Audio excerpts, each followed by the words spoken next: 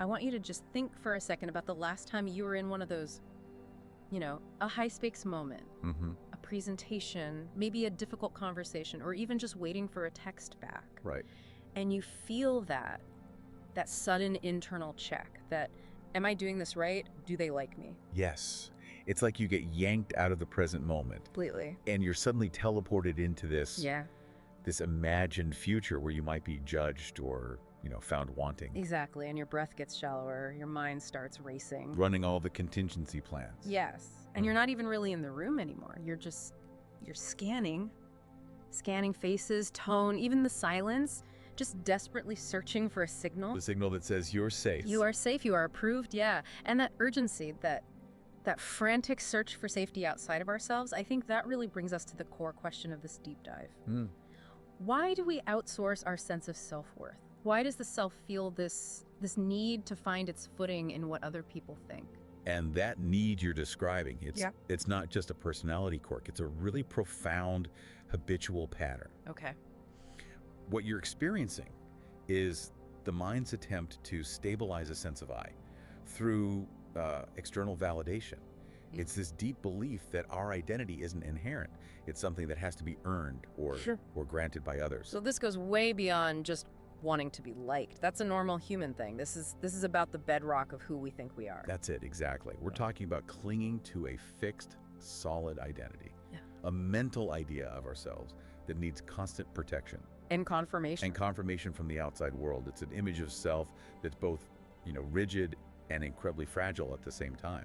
So if we can understand that, then the mission for us here, I think, is to figure out how to move from that state of performance. Constant performance. To a state of just presence, just being. That's the whole journey. We have to see the pattern first and then learn how to shift our energy from managing perceptions to just, inhabiting our own experience. Okay, so let's get into it. Where does this even start? This mirror of other eyes, as we're calling it.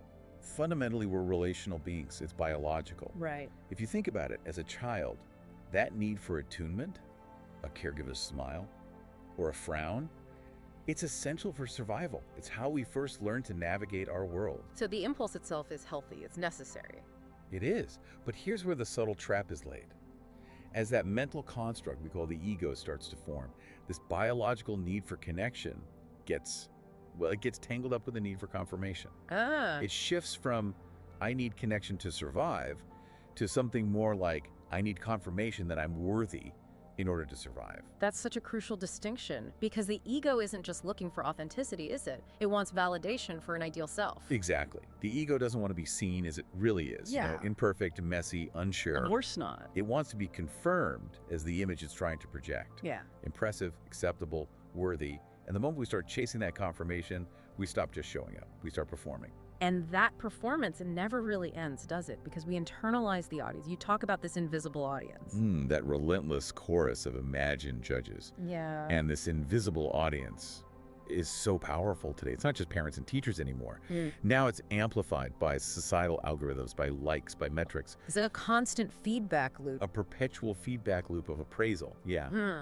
We end up carrying the ghost of the world's opinion inside us all the time. So if this ghost is just an echo in our own minds, why does it have so much power over us? When does it cross that line from just being socially aware to this crippling anxiety? That's the vital question.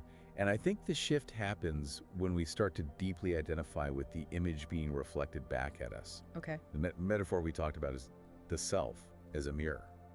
It has forgotten it's a mirror. A mirror that's just obsessed with its own reflection. Yes. It forgets that its true nature is the capacity to reflect this boundless awareness, and instead it gets completely obsessed with the temporary image in the reflection. So all its energy goes into polishing the surface. Polishing the surface, hiding the cracks, trembling at every little smudge. Because it believes its very existence depends on that image being perfect. We mistake the persona for who we really are. Wow, that puts so much pressure on every single interaction, every email, every conversation. It's a chance for that image to get damaged. And that damage is felt by the ego as a threat to its survival. This isn't a new idea, There are stories going way back, like the one about Mahanama, who was terrified of public speaking. He wasn't afraid of the actual people in the audience. He was afraid of the ghost of their opinion that he'd already internalized. He was already judging himself through their imagined eyes. So when we feel that tightening in our chest, it's not actually the person across from us who holds the power. No. It means that what we call social anxiety isn't a personal failure. It's a powerful and even necessary signal. A signal of what? It reveals exactly where we've handed over our sense of worth to an external verdict. It's your deepest self whispering, hey, you're clinging too tightly to an image of who you should be. So the more anxiety, the more we've invested in that outside approval. It's directly proportional. The suffering is actually showing us the way out. Okay, so if it's just a signal then, why does it feel so paralyzing? I mean, why is it so incredibly hard to just turn it off? And that brings us right to the architecture of confinement. Yeah. The reason it's so persistent is because of what we can call the ego as jailkeeper. The jailkeeper. Yeah. And to be clear, when we say ego here, we just mean that dynamic process of identification, that voice that says, I am my thoughts, I am my achievements, I am what you think of me. It's the part of us that believes we have to constantly earn our right to exist. Exactly. And so the jailkeeper patrols the mind, making sure that fragile identity doesn't get hurt. And it operates out of this strange, desperate love, believing that if it doesn't enforce the rules, we'll cease to exist. What kind of rules are we talking about? What is the jailkeeper whispering to us? They're very specific. First, there's the rule of perfection. Don't speak unless you know it's flawless. Silence is safer than making a mistake. I know that one well. Right. Then there's the rule of isolation. Don't show your real needs. They'll be used against you. Rehearse everything. And then the third is the rule of preemptive analysis. Which is? Analyze every interaction like a forensic scientist. If you can predict rejection, you can control the pain. The painful irony there is that all that analysis, all that rehearsal is the very thing that stops us from actually connecting with anyone. It's the ultimate paradox. You're so busy in your head, you're absent from your own life, you spend an hour rewriting a 2-sentence email. Or replaying a conversation from last week. Convinced that if you just analyze it enough, you can find the key to future safety. But safety is never found in analysis. It's only ever found in presence. So how do we start to dismantle this prison? It feels so reflexive, so deeply ingrained. Well, the goal isn't to fight the jailkeeper. You can't win that fight. So what do? You just learn to witness its operation. This is the whole power of mindfulness. We are so conditioned to try and fix or distract ourselves from difficult feelings. We need to learn to just sit with them. So instead of solving the emotion, we meet it with curiosity. How does that work practically? How do we make that shift? We use a kind of emotional alchemy. It's a transformation through awareness. When the anxiety comes up, you don't fight it. You use a little 4-step inquiry. First, you name it. Oh. Okay, this is fear of judgment. Give it a label? Second, you locate it. Where is it in my body? Is it a tight throat, a churning stomach? Feel it physically. Third, you allow it. You just breathe into that spot and let the sensation be there without trying to push it away. And then finally, you respond. You choose an action based on your values, not your fear. So I'm treating that tightness in my stomach as data, not as my destiny. That's a perfect way to put it. It's data, not destiny. I'm choosing a response instead of just reacting. Exactly. Yeah. Let's take your example of hovering over the delete button on a message. The old pattern is feel fear, delete it, write something bland, find safety. Right. The new response is pause, name it, fear of being misunderstood, locate it, that cold feeling in my chest, allow it, breathe with it, and then respond. Send the message anyway. You choose presence over perfection.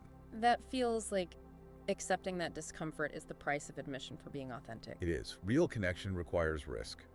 Vulnerability isn't weakness. It's the only way to have authentic human interaction. The jailkeeper wants guarantees up front, but the awakened self steps forward knowing there are no guarantees. So if we start doing this, making that choice over and over, does the anxiety just go away eventually? That leads us right into this final and I think most important idea. Anxiety is an invitation. An invitation? Yes. The most radical reframe of all is that anxiety is not a problem to solve. It's a sacred messenger, a kind of inner compass. A compass that points where? It points directly to the places where we are still caught, where we still believe the old story of not being enough. Anxiety only has power as long as we treat it like an enemy. The moment we lean in with curiosity, it stops being a cage and it becomes a classroom. It's like an alarm bell. That's it. It's your mind's alarm ringing saying, hey, You're clinging again. You're forgetting who you really are. And the real freedom is realizing the whole quest for perfection was a trap to begin with. That is the core truth. You do not become worthy by becoming perfect. You become free by becoming real. And think about it. When you see someone else being genuinely, even awkwardly authentic, when a speaker's voice cracks and they say, wow, I'm really nervous, what happens? The audience doesn't pull back, they lean in. They lean in. Your vulnerability becomes a gift. It creates space for other people to be human too. Because we're all secretly in the same boat. The people we're afraid are judging us are probably caught in the exact same prison, scanning the room for their own acceptance. We're all performing for each other in this giant looping play. And authenticity is contagious.